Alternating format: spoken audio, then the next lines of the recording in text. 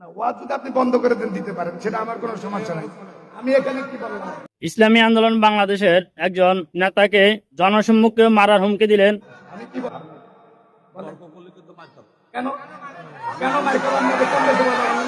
আপনি সেটা বলতে পারেন। আপনি ভদ্র সাহেব, আপনি বলছেন মার খাবেন।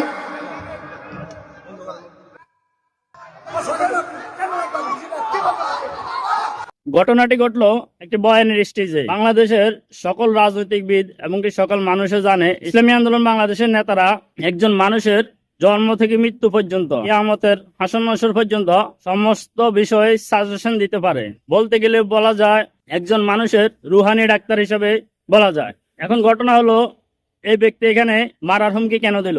বিষয়টা হলো, তিনি যখন বয়ান করতেছেন, বয়ানের মাঝে বলতেছেন মানুষের বংশ বিস্তার মানুষের থেকে।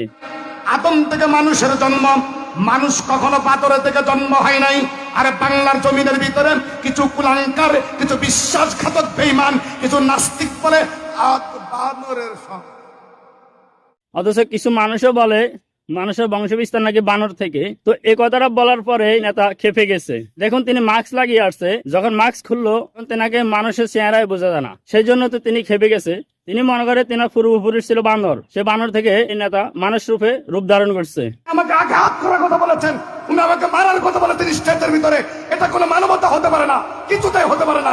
বাংলাদেশে যারা হক্কানি আলেম আছে, যারা বয়ান করে মাঠে ময়দানে, তাদের যে বয়ানের ডেট সময় লওয়ার সময় যখন লিখিতভাবে একটি পেপার হয় বা চুক্তিবদ্ধ হয়, ওই পেপারের মাধ্যমে লিখিত রাখতে হবে এখন থেকে কোনো নেতা, পাতি নেতা হোক আর যে কোনো নেতা হোক, যেন বয়ানের স্টেজের কোনো সভাপতি না হইতে পারে। বা কেন তারা এখানে প্রভাব খাটাবে, তারা তাদের দলীয় প্রভাব খাটিয়ে আলেমদেরকে অপমান করবে। সেই জন্যই এই সিস্টেমটা চালু করতে হবে।